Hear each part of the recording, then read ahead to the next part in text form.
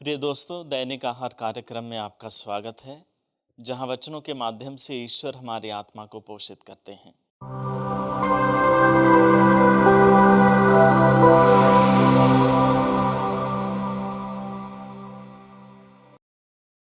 आज के सुसमाचार को समझने के लिए हमें इसे ध्यान से पढ़ने की आवश्यकता है।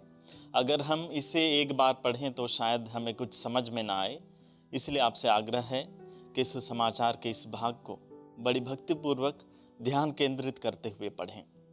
सुसमाचार के शुरुआत में ही प्रभु यीशु कहते हैं, मैं जा रहा हूं, तुम लोग मुझे ढूंढोगे, किंतु तुम पाप की स्थिति में मर जाओगे। मैं जहां जा रहा हूं, तुम वहां नहीं आ सकते। प्रिय मित्रों, अगर हम इसे यूहन्ना 14:2 और 3 की तुलना में पढ़ें तो वहां यीशु कहते हैं, मैं तुम्हारे लिए स्थान का प्रबंध करने जाता हूं। मैं वहां जाकर तुम्हारे लिए स्थान का प्रबंध करने के बाद फिर आऊंगा और तुम्हें अपने यहाँ ले जाऊंगा, जिससे जहां मैं हूं वहां तुम भी रहो। अगर हम इस वाक्यांश और आज के सुसमाचार के वाक्यांश की तुलना करें तो यहाँ दोनों वाक्यांश बिल्कुल भिन्न हैं।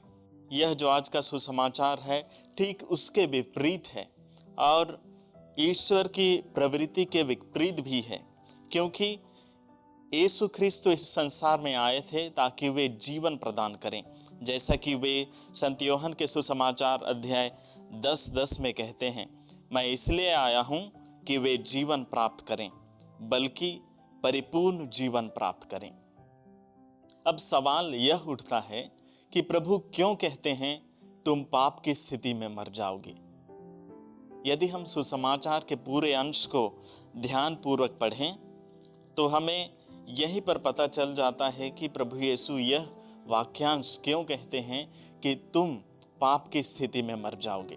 पद संख्या 24 में प्रभु यीशु कहते हैं, यदि तुम विश्वास नहीं करते कि मैं वही हूं तो तुम पाप की स्थिति में मर जाओगे।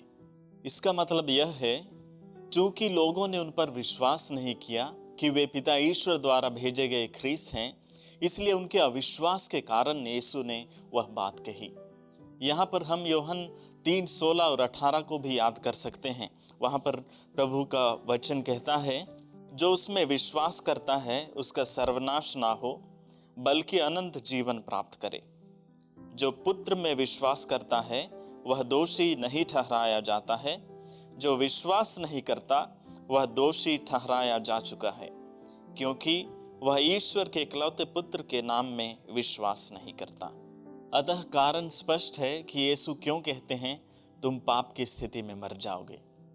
लोगों के अविश्वास के कारण ही वे उस स्थिति में मरेंगे, हालांकि ईश्वर वह कभी नहीं चाहते। यूहन्ना के सुसमाचार में 34 बार पाप के संदर्भ में कहा गया है।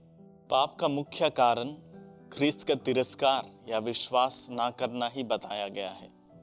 बाकी सारे पाप इसी से उत्पन्न होते हैं। अगर हम ख्रिस्त पर विश्वास नहीं करते तो भिन्न भिन्न प्रकार की बुराइयां उत्पन्न होती हैं। स्वार्थ, लालच, घमंड, ढोंगीपन, आत्मगौरव इत्यादि। आइए हम खुद को टटोल कर देखें कि ख्रिस्त में हमारा विश्वास कितना गहरा है। क्या हम सच्चे जीवन के राह में हैं, या क्या हम अविश्वास के कारण बुराई की गर्त में गिर रहे हैं।